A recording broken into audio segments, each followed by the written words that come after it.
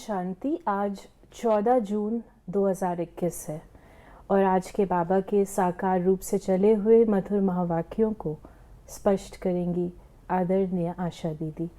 ओम शांति दीदी। ओम शांति। बाबा ने कहा, मीठे बच्चे बाप के साथ साथ तभी चल सकेंगे जब इस पुरानी दुनिया से बेहद का वैराग होगा। बेहद का वैराग जो बाबा कहते हैं, इसको समझना है।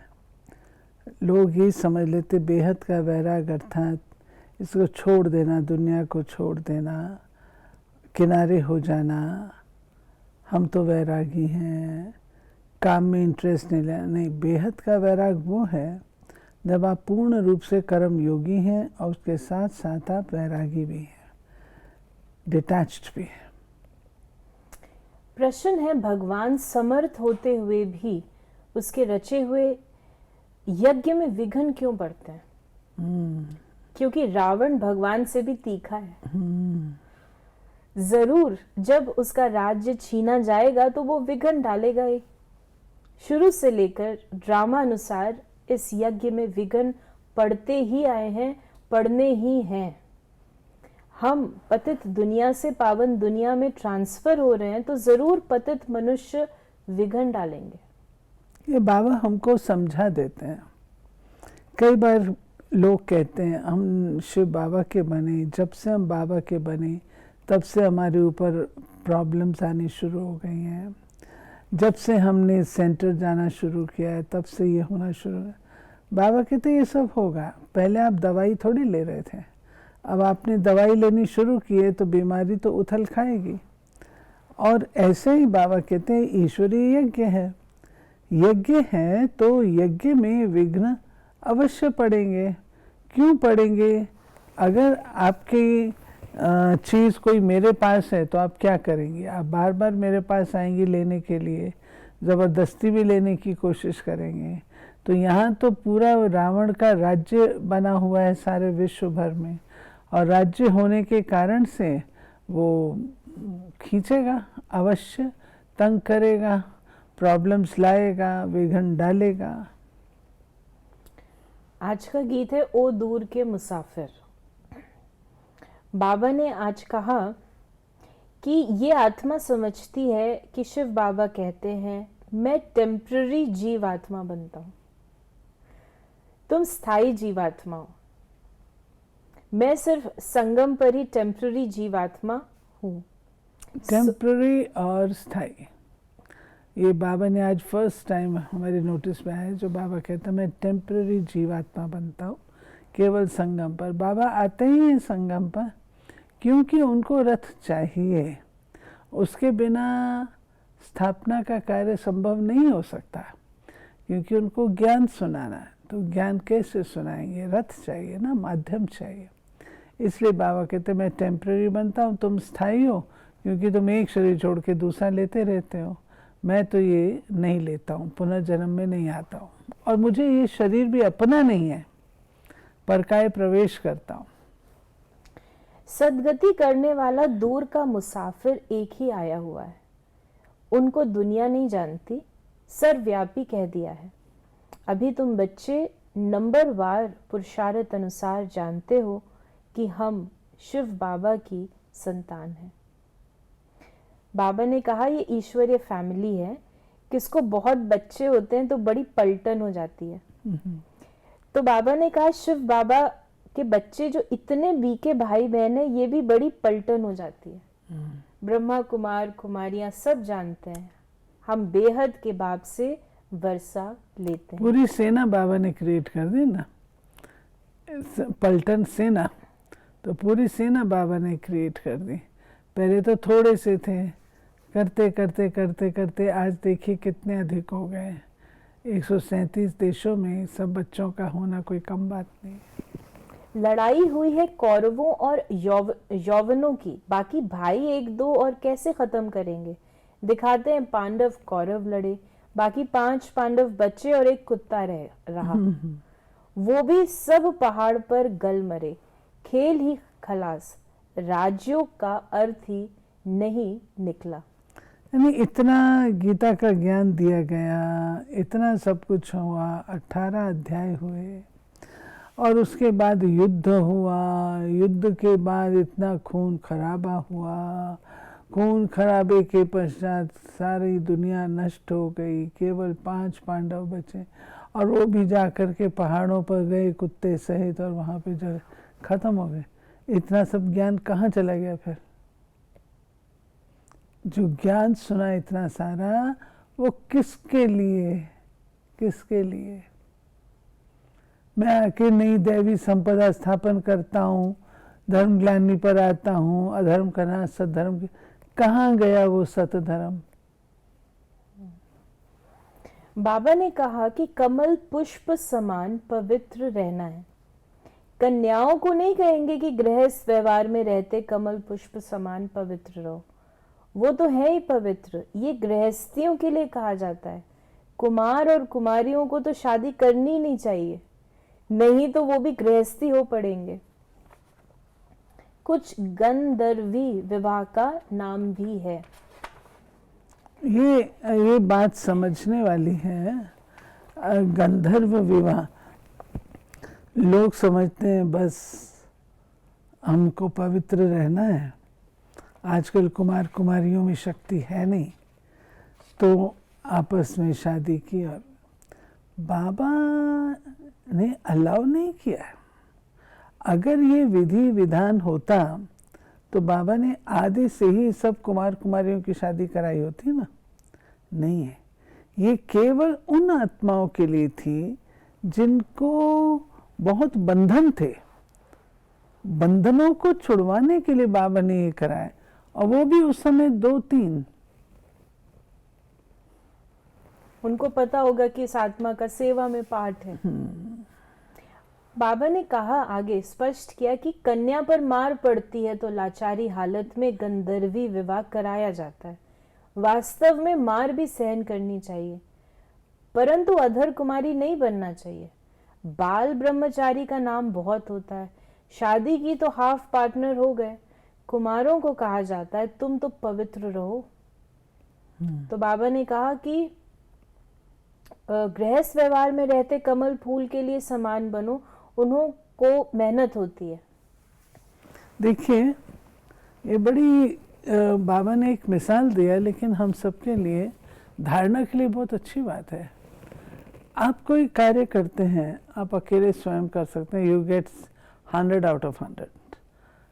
आपने किसी का ले लिया, भाई ये क्यों नहीं करती, इसको भी करना चाहिए, चलो वो जुड़ गई साथ में, अब तो आपका 50 रह गया ना, सीधे नंबर 50 पर आ गए, 50 आपके 50 उसके। तो इसलिए समझदार बनना चाहिए।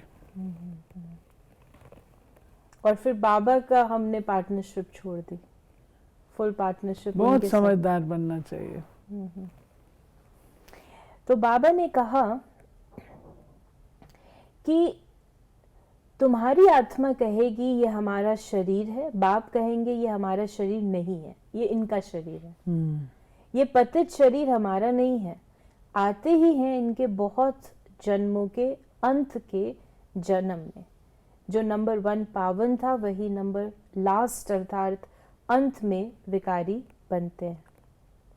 तो बाबा ने कहा कि अभी दूर का मुसाफिर तो शिव बाबा को ही कहेंगे।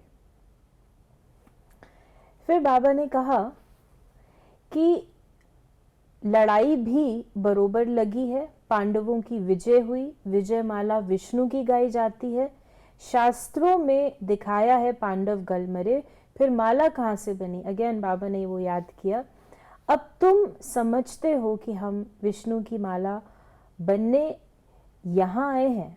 ऊपर में है पतित पावन बाप, उनका यादगार चाहिए। कोई 8 की माला, कोई 108, कोई 16,108 की बनाई है। फिर बाबा ने कहा कि भारत में ही ये जो मालाओं की बात बाबा कहते हैं ना, ये हमारी पढ़ाई के आधार से 8 रतन वे हैं जो अच्छी पढ़ाई पढ़ करके पास विद ऑनर्स होते हैं। 108 वे हैं जो कि अच्छी पढ़ाई पढ़ कर के फर्स्ट डिवीज़न में आते हैं, और 16,108 वो हैं जो कि पढ़ाई पढ़ते हैं परंतु सेकंड डिविजनर्स हैं।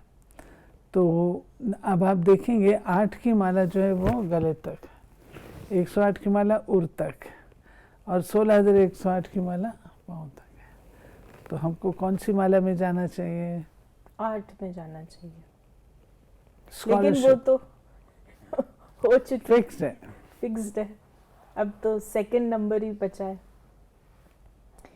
लेकिन उसमें भी चले जाए तो इनफ है। सो बाबा ने कहा कि जिसने 84 का चक्र नहीं खाया होगा वो न धारणा करेंगे न कराएंगे, उसके लिए समझा जाएगा इसने 84 जन्म नहीं लिए हैं, ये देरी से आते हैं, स्वर्ग में नहीं आते। पहला जाना तो अच्छा है ना। फिर बाबा ने कहा कि तुमको मालूम पड़ जाएगा कि माला में कौन कौन पिरोए जाएंगे।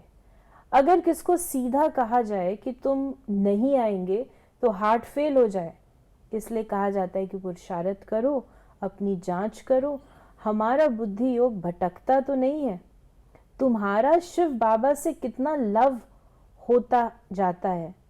कहते भी हैं हम बाप दादा के पास जाते हैं।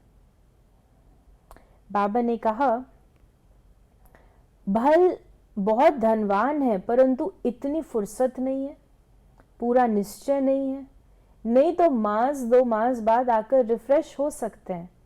उनको घड़ी घड़ी कशिश होगी, सुई पर जंख चढ़ी हुई होती है तो चुंबक इतना खींचता नहीं है। ये जो बाबा ने बात कही ना कि बार बार मधुबन जाना, ये ऐसे थे कुछ आत्माएं। तो निश्चय बुद्धि होगा तो वो टिक नहीं सकेगा, बैठ नहीं सकेगा। तो निश्चय बुद्धि विजयंती बाबा कहते हैं। बाबा में निश्चय माना बाप को अपना बना के रखना और बार बार वो कशिश का होना। क्यों कशिश? जब बाबा को याद करेंगे कट उतरेगी। तो बाबा ने कहा अगर जंक होगी तो सुई खींचेगी नहीं। जो निश्चय बुद्धि बच्चा होता है वो पुरुषार्थ भी करता है, योग भी लगाता है, विकर्म नाश करता है, तो नेचुरल उसको बाबा ज़्यादा याद आता है। बाबा ने कहा जिनका पूरा योग होगा उनको झट कशिश होगी, भाग आएंगे। फिर बाबा ने कहा कि ये छीछी दुनिया कब्रिस्तान बननी है। भिन्न भिन्न पॉइंट से समझाया जाता है, वास्तव में तो एक ही पॉइंट है, मन मना भव। कितनी चिट्ठियां आती हैं, बाबा हम बांधेली हैं, एक द्रौपदी तो नहीं हजारों हो जाएंगी।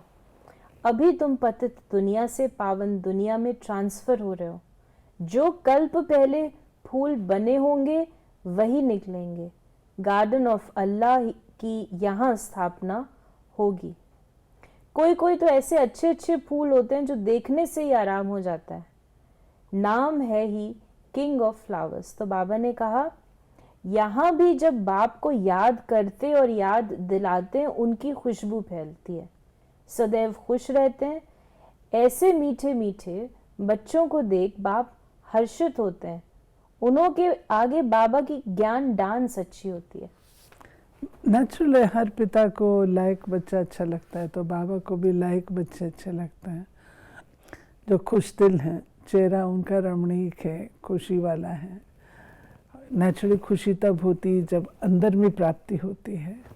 तो बाबा भी ऐसे बच्चों को देख करके खुश होते हैं, सामने बैठते हैं तो बाबा की वाणी भी जो है उनको देख करके अच्छी निकलती है। बाबा ने कहा ज्ञान डांस अच्छी होगी बाबा की। आज का वरदान है स्वमान में स्थित रह, देह अभिमान को समाप्त करने वाले सफलता मूर्त भव। जो बच्चे स्वमान में स्थित रहते हैं वही बाप के हर फरमान का सहज ही पालन कर सकते हैं। स्वमान भिन्न भिन्न प्रकार के देह अभिमान को समाप्त कर देता है, लेकिन जब स्वमान में स्व शब्द भूल जाता है और मान शान में आ जाते हो तो एक शब्द की गलती से अनेक गलतियां होने लगती हैं। इसलिए मेहनत ज़्यादा और प्रत्यक्ष फल कम मिलता है। लेकिन सदा स्वमान में स्थित रहो तो पुरुषार्थ व सेवा में सहज ही सफलता मूर्त बन जाएंगे। स्वमान, अपने स्वमान, बाबा ने कितने सारे स्वमान दिए। बाबा कहता है सवेरे उठते हो अमृत वेले, बाबा की याद में बैठते हो, उस समय अपने आप को एक स्वमान भी दे दो तो सारा दिन याद रखें। स्लोगन है, तपस्या करनी है तो समय को बचाओ, बहाना नहीं दो। तपस्या करनी है तो समय को बचाओ, बहाना नहीं दो। तो ये थे बाबा के आज के मधुर महावाक्यों का स्पष्टीकरण। यदि आपके मन में कोई सवाल है तो आप SMS करें या व्हाट्सएप करें 8826599309 पर, और हम आपके सवालों का उत्तर प्रश्नोत्तरी कार्यक्रम में देने का प्रयास अवश्य करेंगे। ओम शांति।